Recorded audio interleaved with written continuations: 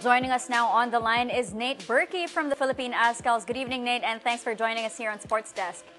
Hey, good evening, guys. No problem. How are you? Good, good. Very good, very good. All right, well, Nate, of course, we know how big the U.S. versus Germany match is later on. What do you think we can expect from this?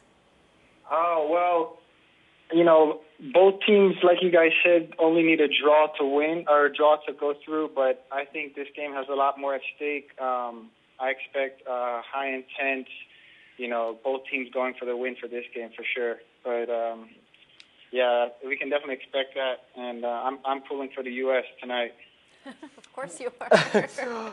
Nate, why is it in this particular World Cup we're seeing probably the highest, if I'm not mistaken anyway, the highest goal scored in all of World Cups ever?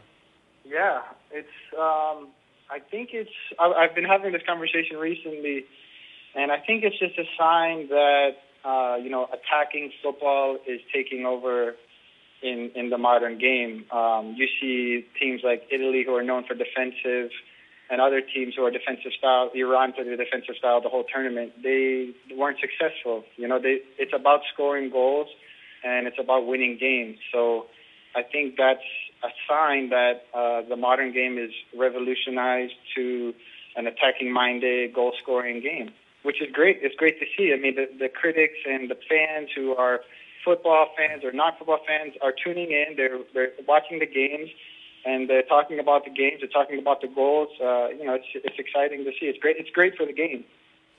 Well, Nate, for this World Cup as well, there have been some surprises. The early exit of Spain and, of course, Portugal struggling.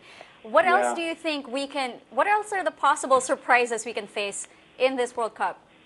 Well, it's only getting better as the tournament progresses into the knockout stages. Tonight's games are the last games of the group stage. So after tonight will be do or die, win or lose, win or go home. I think in the knockout stages, round of 16, we will see some big upsets. But not upsets in terms of like teams aren't expected to win, because the teams that are winning are the underdogs right now. So I think we'll continue to see these teams like Colombia or Ecuador or Belgium. I think we'll see them proceed to the later rounds of the tournament.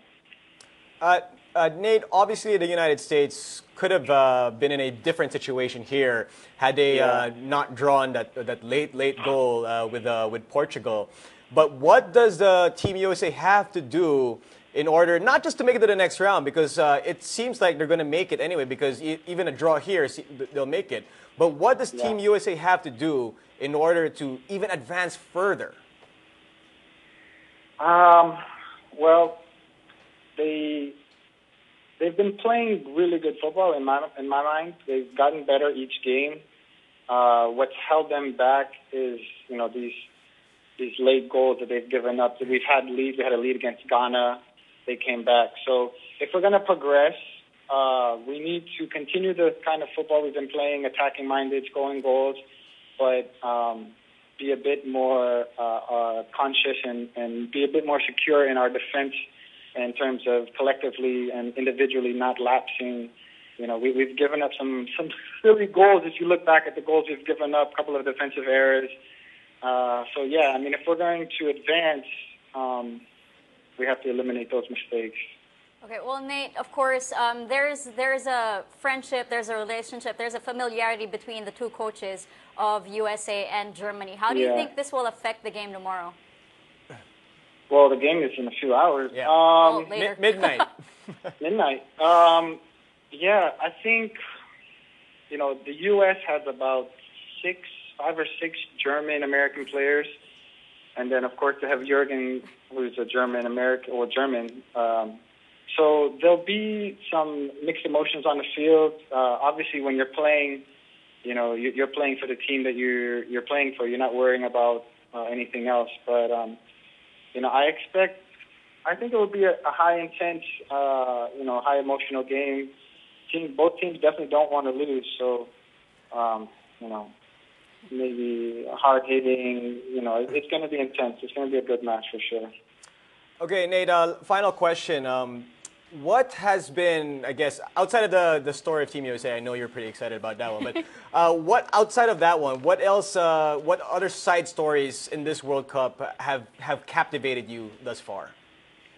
Well, I like to hear about all the stories that take place off the pitch. You know, like there was I looked online and I saw like 10 things that would make you cry or smile that players or even non-players. You know, there's a player from Ghana who went around by himself, giving away money, giving away autographs and just pictures. And then there's a story I read about a taxi driver who had a Mexican passenger, and he left a briefcase of 76 World Cup tickets, and the taxi driver gave him back. You know, there's all kinds of stories going around. Aside from, you know, there's lots of protests and there's other negativity going around in the World Cup. But aside from that, there's still so many other great things to be talking about. And yeah, these stories are great to hear. You know, it shows that there are good things in the world, and that it's overcoming, you know, what may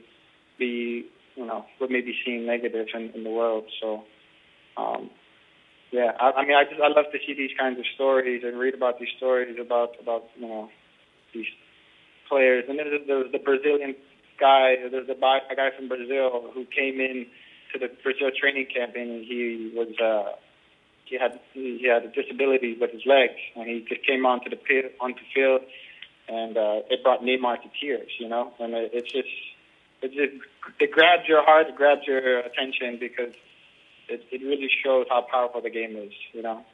All right. Thank you so much, Nate, and hopefully you can join us here in the studio one of these days. Yeah, I look forward to that. Enjoy the game, enjoy the rest of the World Cup. Have a great evening, guys. You too. Thanks, Nate.